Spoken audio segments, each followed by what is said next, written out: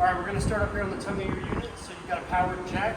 There's two switches here. You've got one that's got an O and an I on it. That's for off and ignition. It's the easiest way I can tell you that. That's gonna power your light for hooking up and disconnecting in the dark. You've got your up and down for your tongue jack. So up's gonna raise the front end up, down's gonna lower the front end down. That's for hooking up and disconnecting off of your vehicle. You've got a little silicone stopper up here that if you remove that, that's gonna get you down into your manual crank handle spot. So if for whatever reason the motor in this gives out, you do have a manual crank handle in the back of the unit that will allow you to raise and lower this manually. Down below that, you do have a 7-way, which is connecting to the vehicle. That's going to provide you with your turn signals, your brake lights, your running lights, and it's going to charge the battery for you when it's plugged into your truck. Beside that, on the saddles, you've got your 2 tow chains there, which are going to provide you with a sturdy connection to your truck. And then behind here, you do have your emergency breakaway cable, which is zip tied all up. And undo that. This connects to the same spot on the truck that your tow chains do, and if for whatever reason this little guy comes unhooked from your vehicle, this is going to pull the emergency brakes, and it's going to lock them up so it doesn't go rolling too far down the road. Now, your tongue jack does have a wheel on it right now, and there is a foot, a stationary foot in the back compartment, so that way you can replace this wheel with a foot if you want to do that as well. Underneath this cover here, you do have 2 20-pound propane cylinders. They are full other than what we use to PDI the unit, which is to check the water heater, the stove, and the furnace. It is fed into the unit with an auto change regulator, so this dial right here is turnable. It has an arrow there for your convenience, so that way which tank you're currently drawing from is known. It also has a dial here on the front that goes from red when it's not getting gas to green when it is getting gas. So you turn the knob to the tank, you open that tank up, it'll go to green. Once that tank gets empty, you can swap it over. You can open the other tank, take the empty tank off, and go get it replaced or refilled if that's what you want to do. Behind the propane cylinders, there is your battery box. Right now there's only 1 battery on it. You can get another battery if you want to purchase one of those. The dual battery box here is to keep the 12-volt marine RV batteries from getting their terminals corroded and meeting with the elements and causing bad deals there. In between the battery box and the propane cylinders, you do have your battery disconnect right here. There's a dial here with a black arrow that indicates whether or not it's on or off. Green is on, red is off. What that battery disconnect does is that allows you to cut the juice from the batteries to the unit, so that way if you're going to store this thing for extended periods of time, you flip that to off and it doesn't drain your batteries while it's just sitting.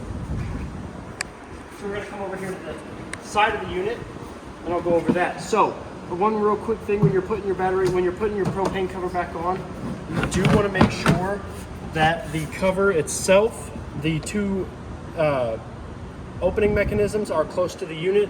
That way this keeps the wind from picking this lid up and ripping it off and taking it off down the highway. You do have a light here, so that way you can kind of see what's going on in the dark if you have to get to your batteries or your propane or your jack or anything like that. On the side of the unit, you do have 2 very important stickers here. This is your manufacturing sticker. This is going to give you the dates and who manufactured it and all the model number and all that good stuff there. You've got your tire and loading information sticker here, which is going to give you the PSI of your tire and the size of your tires.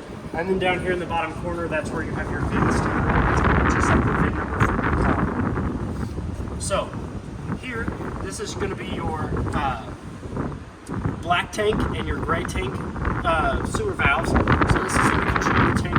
This is going to let you empty out the tank that your toilet's connected to. And this one here is going to empty out the tank that your kitchen sink, your bathroom, shower, and all that good stuff is attached to. So you always want to make sure that you pull your black first and then your gray, because the gray will help clean out all the nasty stuff that your black leaves behind when it gets done draining. While we're down here, we are going to go over the quick drop jacks that you have on your unit. So once you get them down to a certain point, you can actually pull. There's a tab, I don't know if you can see where my finger's pointing. There's a tab up in there underneath the jack. You can actually lower that foot by lifting up on that tab. It's spring loaded, so you pull up, that leg will fall down. So you don't have to lower it all the way down. You're not sitting here with the manual crank handle forever trying to lower the jacks down. And we've got a separate video for that we can send you. Exactly. Or if you're on YouTube right now, you can just look up our video for Lippert quick drop stabilizer jacks. The manual crank handle is in the back compartment for the jacks, but that is also a 3/4 inch socket, so you can use a power drill on its lowest setting and a 3/4 inch socket to raise and lower these down. And as Trey always says, those are for stabilizing the unit only. Yes, they are not for lifting and leveling. You do not want to use them to lift this thing up off the ground. They are just to keep it steady while you're walking around it. You do have 2 low point drains here. These are for winterizing and dewinterizing of the unit. There's a blue one and a red one. You want to make sure that these caps are off when you're winterizing and de-winterizing, so that way the excess water and excess antifreeze does have a place to go instead of freezing up in your lines, okay? And one good tip that I always tell people when it has these caps on the low water drains is when you take them off, I always store them in the hot water compartment. That way you never lose them, and this doesn't come off unless you get into it. So above the tire, you have your outside shower, which there's a hose and sprayer in the door side compartment in the rear. It's got two little teeth that are going to fit into those two notches there. You're going to push it in, you're going to turn it a quarter of a turn, clockwise. It's going to lock into place, and then you've got hot on the left and cold on the right. And as soon as you turn these on, you'll feel that pressure rise, and you'll be able to use your outside sprayer. Beside that is your 30 amp service cord. That's going to plug in by making sure that this black ring is all the way against the base of this fin here. You're going to line up the prongs with the holes. You're going to push in. You're going to rotate again a quarter of a turn clockwise. That's going to lock those prongs into place. Your blue light's going to come on, and then you can take this black ring here and you can tighten it on these threads. When you tighten this black ring down, it creates a seal that keeps the weather and anything else like that from getting in there and damaging your plugs. When you're not using your short cord, you do want to make sure that the camp power cap is over the outlet. That's also going to provide you with protection when it is not being plugged in. You've got your little water station here with cable and satellite outlets in case the Parker campground that we're staying at is providing you with those services.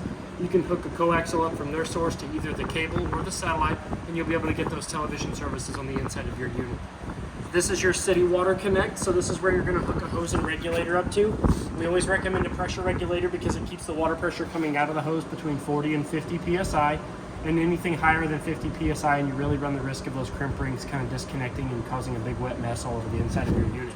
But if you hook that hose and regulator up to this, you'll never have to turn your water pump on, and you won't have to use the water in your fresh tank. This next one here is your antifreeze inlet. So what you can do with this one is you can take an old discarded hose, you can cut the end off, and you can sink one end down into your marine RV antifreeze, and the other end will screw into here. You can turn your water pump on, and instead of siphoning from your fresh tank, it'll siphon from that jug, and you'll be able to winterize your unit that way. Or you can bring it here and have us do it for you. Go ahead and close these back up. This is your fresh tank fill spot. So you're going to undo this cap here. You're going to set your hose and regulator in there, and this is where you're going to fill your fresh tank at. It doesn't have any threads on the inside, so your hose and regulator will just sit in there, and it does have a little breather vent up there, so it prevents back pressure from coming and spraying you back up in the face when you're filling your fresh tank. Down below that, on this side of the tire, you do have your fresh tank drain. So your fresh tank drain here is about 1.5 inch valve, so it does empty up pretty quick. So you just give this a tug and it'll empty out your fresh tank, because you never want to drive around with your fresh tank full of water, okay? While we're down here, I'm going to go ahead and go over the tires as well. So the tires, the lugs have been torqued to 100 foot-pounds, and the PSI is sitting at 65 PSI. That's going to tell you there's a sticker on each side of the unit that's going to give you the specs for your tires, the foot-pounds that they need to be for the lugs, and then on the side of the tire and on that sticker that we went over on the front, that's going to give you the PSI that you need to put in them. You can range it anywhere between 60 and 65. It says 65, but anywhere between 60 and 65 is good. You just don't really want to go over 65 too much. Your hot water heater compartment opens up. You've got access to your pressure release valve here, which is a good way to always tell if you've got water in your water heater. You can also use this to relieve the pressure off of it when you're taking your inlet rod or drain plug out. That is a 1 1/16 6-point socket. What this is it's a rod that runs the length of the bottom of your water heater tank. And what that does is it eats up all the impurities in the water before they have a chance to do any damage to the inside of your tank, okay? You also have a reset here, so if it chooses not to light on gas, you can go ahead and hit this button here and it'll reset that breaker, so that way it'll attempt to relight itself. And then down here is your heating element. When you're heating it on electricity. So if this ever goes out, all you do is remove those screws, pull it out, undo the wires, put a new one on, put it in, and you're good to go. And like I said, it's always a good idea if you're going to use those low water drain points to put the caps in here when you're not using them. You do have your second stabilizer jack here, and again, I'll say that till I'm blue in the face. They are not used for lifting and leveling the unit. They are just to keep it sturdy when you're walking around in it, okay? And again, that is a 3/4 inch socket. So we'll come around to the back here. You do have a license plate bracket underneath the left turn signal. Up above here, you do have a bracket for your Furion Vision's backup camera if you want to purchase one of those from the store. You also have roof access with this built-in ladder here. Now, about your roof. Your roof is the life expectancy of the unit, so you do really want to get up there and check it about every 90 days.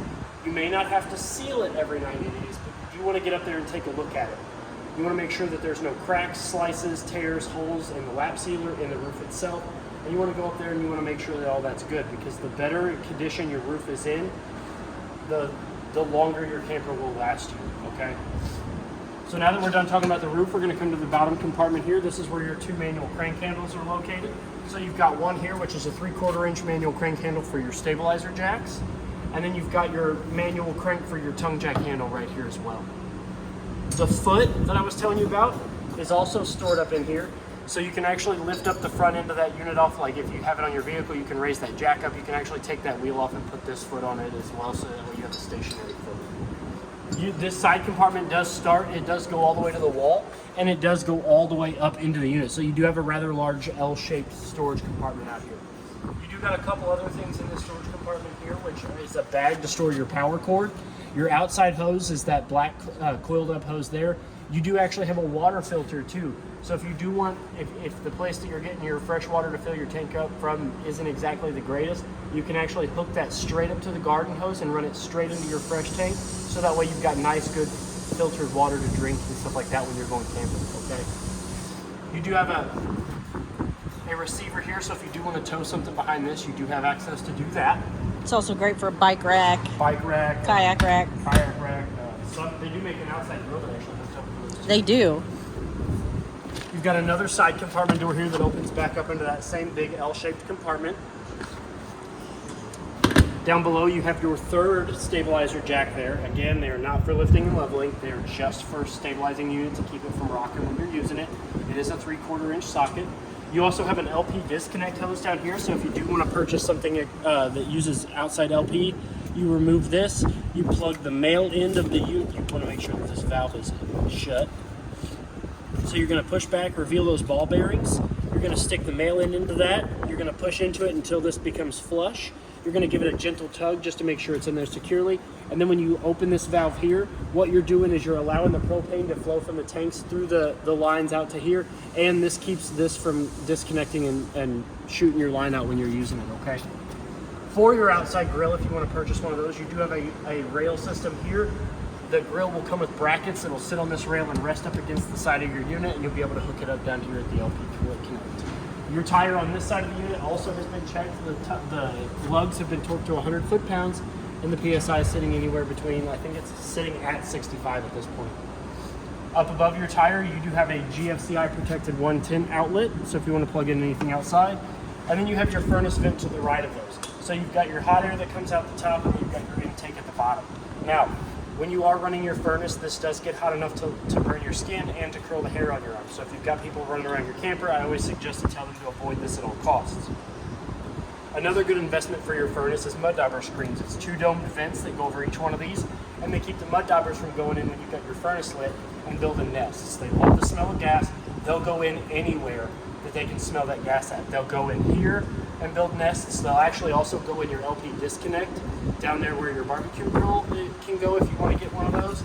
So you always want to make sure that you put that silicone stopper back in the LP disconnect, and you've got something to cover over these. It's a $20 mud dauber screen, or it's like $150 something an hour for us to go in there and fish those out, okay? So, and then the last thing I want to talk about before we go inside is you do have an external solar outlet right there. So if you do have an external solar you want to plug in, you can plug it in there and set that in the area that you're parked at. So now that we're done on the outside, we are going to go to the inside. So I'm going to start off by taking my handle, I'm going to lift up on it.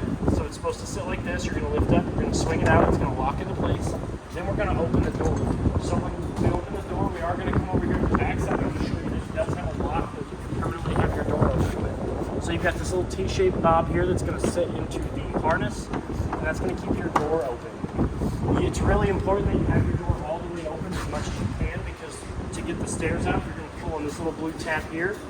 And if you notice, these are going to come out and they sit on the outside of the door threshold. So you're going to flip these out. And if you have your door open and locked, you have just enough clearance to get these stairs out without doing damage to the side of your door. And this is a friction hinge door, but Rockwood adds the other lock because on windy days like this, your door could blow shut. Yes, this is that thing that holds that door open. It's got the cool. So now that we have the stairs down, there are two important things. When you lower your stairs down, you do want to make sure that this black plate here is flush with the silver threshold. When you lower your steps down and you've got them down, that actually goes underneath the door, so if they're not flush with each other, you run the risk of your stairs doing damage to the bottom of both of your doors, which is going to cause damage to the steps, the doors, the threshold, the unit as a whole, okay? So, if you ever lower your steps down and those aren't flush, you can actually come down here to the bottom side of your steps, and there's two silver tabs here. Those can be pushed in, and these legs can be articulated out and in up to 15 to 18 different points, and you can adjust the stairs legs to any incline that your stairs come down on, okay? And if you looked down there behind the steps when they're lowered, you do have a spare tire. The spare tire's PSI has been checked. It is also at 65. And you actually have a tube here that has a lock and a closing mechanism. That's to store your sewer hose in there. So that way you don't have to keep it in your side compartments and get everything else on you. So now that we have that, we're going to come on into the inside of the unit. I always point out that you do have a fire extinguisher right there by the door in case of emergency, inside or outside. And now that we're inside, we're going to go ahead and turn some lights on. So we're going to come down here to the control panel. My favorite. We're going to hit lights 1. Lights 1. Are you going to hit the lights, or are you going to tell it to turn the lights on? So we can hit the lights, or we can say, hey, Power Pro, turn lights on. Hey, Power Pro, turn lights on. All of the lights are turned on. I love that so much. And so it responds to you, and you actually have a list of different options you can do here. You actually have different QR codes that'll give you apps and starting guides on what you can say to your Power Pro system and what it accepts as a response, so that way you can have access to your unit, okay? And the big thing with your Power Pro, you'll notice that when Trey talked to it, there's that tone. You have to wait for the tone. Yep. You have to hear that ding sound or tone, as you called it before. The bong. The bong, yep. So above you do have a USB and USB-C, which pull about 5.11 volts, so it's plenty enough to charge your smart devices. Your control panel here, you saw that it has the Power Pro features. So when we hit any button, it's going to wake it up. It's actually going to give you all the information for your unit at one time. So you've got your battery up here. You've got your fresh tank reading level, your gray tank reading level, which is your kitchen sink and your bathroom shower, and your black tank, which is your toilet. So you can actually hook up to Bluetooth, so you can actually visit the Power Pro website and get an app through one of these QR codes. So you've got one here that's for the Apple Store and for the Google Play Store, and you can download that app and hook your phone up to this. That way you can see your levels and your lights, and you can control all of that from your phone if you're outside and you're away from your unit. So you also have a row of buttons here, which you can see are dark blue compared to the light blue here. The light blue means that it is on, and the dark blue means that they are currently off. So you do have water heater on electric. Like I told you, your water heater is gas and electric. You've got a water heater gas button, which will attempt to light it on gas. You've got lights 1, which if I turn those off, that's your interior ceiling lights. You've got lights 2, which if I'm not mistaken is this little guy here. It's your accent lighting. And you've got light 3, which should be your awning light. Yes. You've also got your tank heater. So your tank heater is a heating pad underneath your holding tanks that will keep them from freezing. It is not an alternative to your water heater. It will only keep them from getting below 32 degrees. So you do not want to use them in exchange for your water heater. You'll be really sad if you turn those on thinking it's your water heater and you go to get in the shower, I promise you.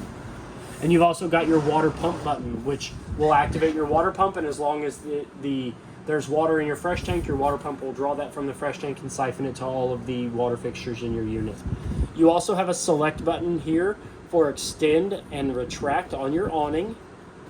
And this button here is for your setup mode. So if you do have your Bluetooth connected, this is how you basically select to hit the enter button. So you can hit this and it'll say, do you want to pair? You hit this and you'll be good to go. So now that we're done with that, we're going to go ahead and come on in. We're going to go over everything on this side of the unit and work our way back to the door. So above the door side wall here, you do have a rather large storage compartment. It's 3 drawers, or 3 doors that open up into one single large compartment. You have above head storage back there across the back wall that then pans over to 3 more doors that open up into one large compartment. Lots of storage. You have a television here that has a built-in Connex stereo. So in this drawer here is where I have your remotes. So your unit only has one television, but it does have 2 remotes. So this remote here, the shorter one, is only going to control the TV functions. The larger remote here, the TV functions are up here, and then when you get to this white line here, that's when you go to your entertainment. So this is your stereo controls. And in order to get to your stereo, we're going to go ahead and turn the television on. And what I'm going to show you is that this button here, that's your input button. So if we hit that, if we go to, hang on, let's see. So live TV is how you're going to get to your cable and satellite. Your ETV, BT, FM, that is your in-house stereo system. So you're going to select that. Once you select that, you see that it brings up your stereo commands. All of these buttons here are for access to change the settings. You've got your volume up and volume down. As you can see, this is for your Zone B, so these are for your outside speakers. You've got your FM tunes, you've got your Bluetooth, your pair, your FM, and then you've got your number commands for all that other stuff, okay? So we're going to turn that back off. Inside this bag here, it has got your TPMS sensor in it. I don't install those right off the bat. I always wait for the customer to get here so I can show them how to do that, because they can also connect to if your truck has TPMS sensors. So I always like to show them that it can read the TPMS sensors already installed in your vehicle, and you can set them up to have different memories. You know, if you want to set a certain way, you know, you want it set to let you know when it's reached a certain PSI, a certain temperature. We can do all of that together when you get here to pick up your unit.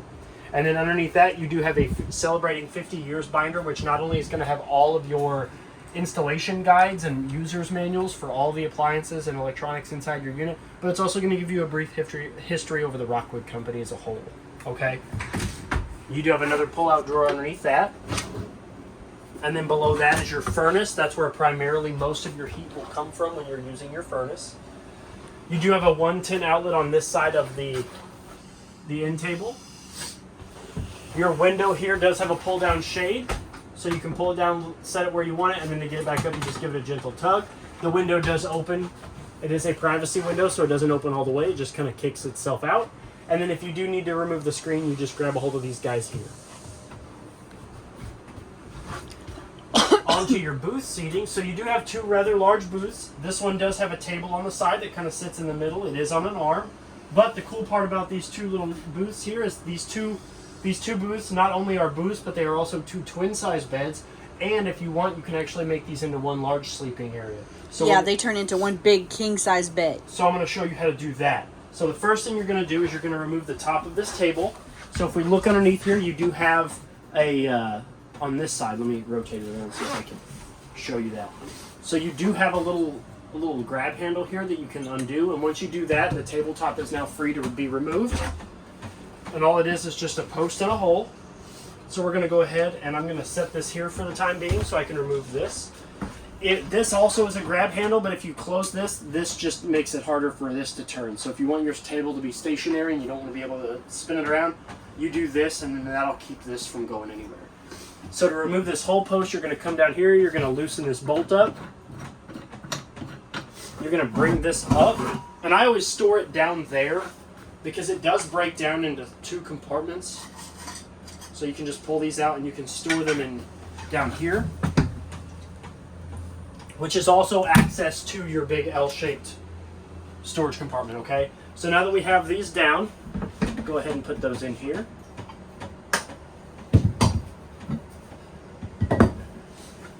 The next thing I'm going to do is I'm going to come back here and I'm going to grab this other tabletop, which does not have a mount on the bottom of it. And I'm going to set it on these 2 bump stops. And as you can see, it does have Velcro on the 4 corners. So you can kind of guide where it's going. Then I'm going to take the tabletop with the post. And it doesn't matter what order you do this in with the 2 tabletops, as long as the Velcro meets the bump stops. And then you're going to bring these 2 cushions in to meet in the middle. And then now all of your side cushions can fold down. Can't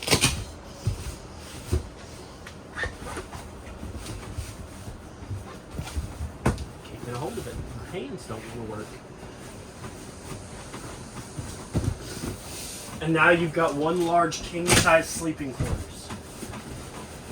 So you know you're going hunting, whatever, but you want to be able to sleep real comfortable. Now Yeah, if you're like me, you have a Jack Russell Terrier that pushes you all over the bed. You have plenty of room.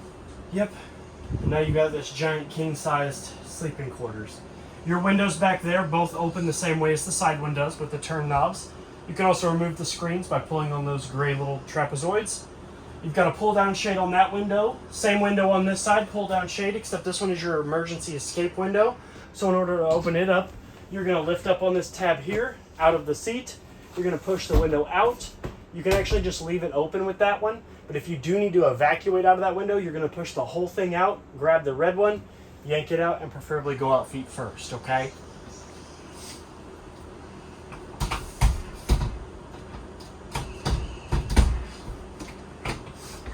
Okay, so now I'm going to flip this back up for just a second because there's some stuff I wanted to show you underneath there.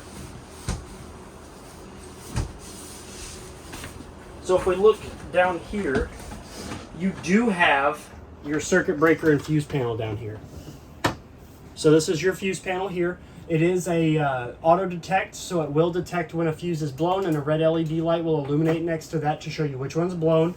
And you've got your breaker box over there. The one that you're most commonly going to be interacting with is your GFCI. So if any water gets in any of your GFCI circuits, that will trip, that will go into the bypass position. You'll have to flip it all the way off and then all the way back on again. And they're all labeled, so you don't have to worry about that. You can just close it with a push of the button. There is a 110 outlet down there in the corner where the brown tabletops meet the white one. There is a 110 outlet underneath there, so if you are using this as a table, you do have access to a 110 outlet, so you can charge your phones or smart devices. You also have two pull-out drawers here underneath the refrigerator, so if you do want to store your clothes or anything under here. You Snacks. Snacks. Your LP and carbon monoxide detector is down there. You do want to test that, your smoke detector, and check your fire extinguisher about every 90 days. I always recommend to people, always check them every time you're loading up to go out on the weekend. You know, just come in, test it, look at your fire extinguisher, make sure it's still good, and then you're good to go. It takes 30 seconds. So now I am going to break this back down into the sitting position because I do have some stuff on this sidewall that I need to show you, such as your thermostat, your inverter, and stuff like that. So to break it back down, you're just going to slide the back cushions up. Back up, they do Velcro to the wall. There's a strip of Velcro on the back side.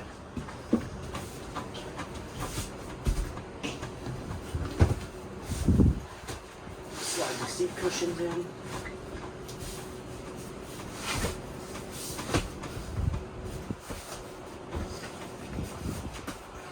And then you can remove the tabletop.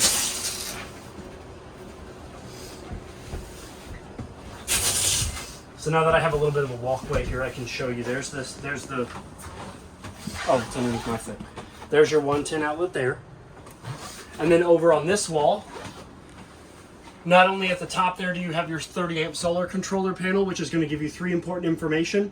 It's going to show you the voltage that the converter is putting out. It's going to show you the voltage that is going back into the battery, and it's going to give you the temperature of the solar panels on the roof. But below that, you also have your refrigerator power switch. Very important. So your refrigerator will only work when that switch is on. Okay, so if you turn that off and you forget and your refrigerator is not working, always remember that it's only going to come on with that switch there. Below that is a master GFCI 110 outlet. It does have the test and reset buttons there.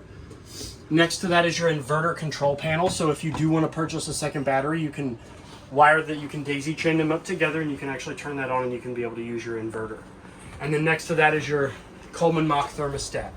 So in order to turn it on, we're going to wake it up. I'm going to hit the center button. It's going to wake it up. I'm going to hit it again.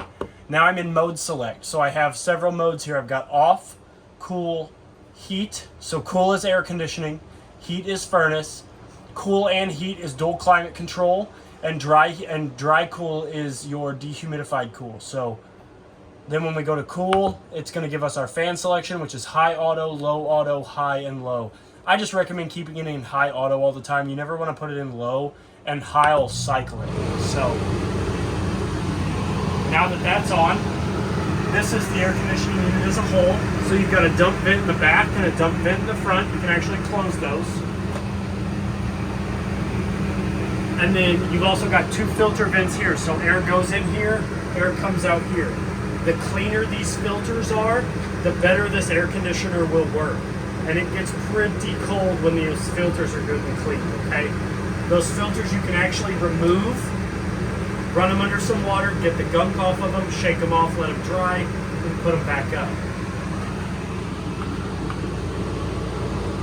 Turn that back off. But the cleaner these are, the better that will work. And you heard how loud that is, and I promise you it gets just as cold as it does loud. It blew my hat off yesterday. Now that we're done with all that stuff, we're going to come over to the refrigerator. So first things first, when we're traveling, you want to make sure that your travel lock is engaged. So we're going to remove that. Then I'm going to show you your freezer. Oops, sorry. That's all right. You got your freezer. I'm sorry. I was in your way. Big rack. You can set your rack up here and store like ice cream, popsicles, frozen vegetables, stuff like that. Vegetables. I love frozen vegetables. And you've got your refrigerator. So you've got your temperature control dial there. The higher the number, the colder it's going to get. It goes from 0 to 7, 0 being off, 7 being the coldest it can get. You have your little, this is a storage drawer for your utensils if you want to put that somewhere else. I just leave it in the refrigerator so it doesn't rattle around. You've got a pull out crisper drawer. And it's 12 volts, so the switch is what turns it on and off? Yes, Got it it. is 12 volts, so the switch turns it on and off. You've got your smoke detector up above. Again, test it every 90 days or just check it every time you're going to be loading up stuff in your camper. Next, we're going to go to your bathroom. So it's kind of small, so I'm just going to open the door and walk you through what your features are. So we're going to open the door. You're going to notice that at first you have a light and a vent at the top. So to turn the light on, you're going to touch this little rubber spot here. It's going to turn it on. It is a wet, waterproof light. And then to turn your vent on, so this is what your vent looks like closed. So we're going to go ahead and pull that down. You're going to see little pieces of metal showing you that it's closed. You push it up, it's going to open it up, and then you've got a button here to turn a fan on and off. You do have a shower head that's got an on and off feature here. So if you're out boondocking it and you want to turn your water off without actually turning your water off down here, you can flip this switch here and water will stop coming out of the head. Down below, you've got your shower controls. You've got hot on the left and cold on the right. You can take a sitz bath if you want to. This will run the faucet. You can lift this up, and that's when you're going to get water out of your shower head. And the best part about your shower is you've got the shower miser on there. So that shower miser has a 3-way valve. So it's got, when the valve is sticking straight out, the shower miser is off. Shower miser up is going to allow you to get your shower. It's going to allow the water to come through your shower head. Flip it down, and what it's going to do is while you're waiting for your water to heat up, it's actually going to recycle that water. And that little blue piece of pipe right there is actually a color changing plastic, so that way you're not having to guess when your water is hot. That will change as soon as hot water meets it. It will change to like a light blue grayish color, and that way you know you can go from the bypass in the shower miser up to the top, which is going to allow that hot water to come out of the shower head. So it really conserves your water. So anytime you're ready to like heat up your shower, you flip it down, that'll run through that line, it'll go back into your fresh tank and be used again, and then that way you're not wasting your fresh tank water, okay? So your toilet there is a 2-portion valve toilet. That valve it's got 2 modes, so you put your foot halfway down on it, the valve isn't going to open, but the bowl will fill with water, and then when you're ready to flush it, you can pour it, and all of that yucky stuff and all that water will go down into your black tank where it belongs. There is a door behind the toilet that if you open that door up, you can actually get to a dry spot. There is a seal that prevents water from getting in that back door. And then you can store like your toilet paper and the stuff that you don't want to get wet back there, so that way you don't have to worry about it. And there is a magnet up there in the top corner that keeps that open. So when you're ready to, put stuff in it or anything like that, you do have access to use both of your hands. Now that we're done with all of the extra stuff, we're going to come up here to the front. And the last thing, most your important, is travel this lock. has a travel lock. So Yes. when in travel, you should have that down Yes. so that your door isn't flapping and damaging things. And you would think that a travel lock this small, you'd be like, no, I don't need it. No, you definitely need it, because all that does is that keeps your door from opening altogether. And smacking into here. Yep, and then shattering this, because this is glass. Yes. So now that we're done with the bathroom, we're going to go into the kitchen. So above our head here, we do have a ceiling vent fan, which also is going to act as a vent for your stove. So we're going to pull down on the black handle. We're going to rotate it counterclockwise, which is going to open it up. And there is a max air cover on this, so you do not have to worry about opening this up while it's raining. You're not going to get wet. Once it's open, you're going to hit this button here, and that's going to allow you to cycle through 4 different speeds. You've got low, medium, high, and high, and you got fan off. So you can adjust the speed there, you can turn the fan off, and then when you're ready to close it, you rotate it clockwise. That's going to lower your vent. And then when you're ready to lock it, all you do is, once you have the vent all the way down, you push up, and that locks the vent from being used, from being open and closed randomly, okay? Keeps it from vibrating up while you're traveling. Yeah. I saw one come in and the vent gradually, as they pulled it across, went. I was like, oh man. So you do have 2 storage bins here, one at the top, one in the middle for your kitchen goods, or your towels, or other things like that. You've got a sink here with a rollable drying rack, so you can roll this up if you don't want to use it, store it up here. You got a nice big square stainless steel basin sink with a stopper, just like the stopper at your house. You've got, does that say? Yeah. So you've got hot towards yourself and cold towards the front. So hot on the left, cold on the right. To draw water, you're going to pull outward. This does swivel, so you can get it out of the way if you want. If you're charging your phone, watching Rachel Ray or anything like that, Paula Deen, whatever, you can lift this up. And you've got 2 GFCI protected 110 outlets, a USB and a USB-C. And then to lower it, all you're going to do is you're going to push this red button here, lower the tower back down. And this also acts as a wireless charging port. So if you're in here watching TV, you can just throw your phone on that and it should charge.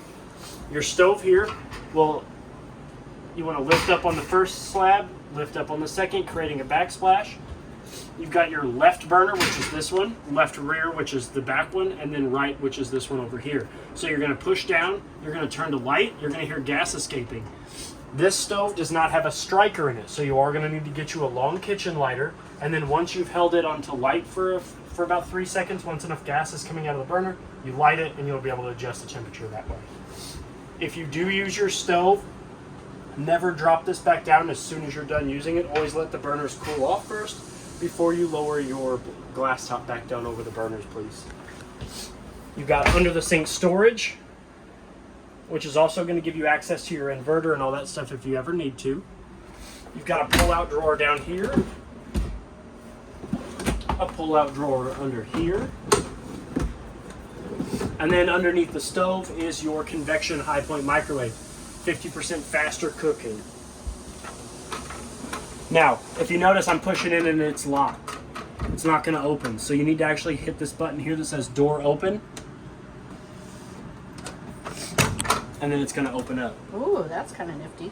So that way the door doesn't come open on you when you're traveling down the road and like you just walk in and the door kind of comes in and catches you and just does damage to anything in your unit. You also have like a pizza rack for you want to cook pizzas. It's a convection microwave plus just the standard microwave at your house. And then you've also got a bottle opener there, which is mounted into your unit. So I think that pretty much covers everything. If you have any other questions or concerns about this nice little Geo Pro, please feel free to reach out to me here at Parkland RV. My name is Trey. Happy camping and good luck. Thank you.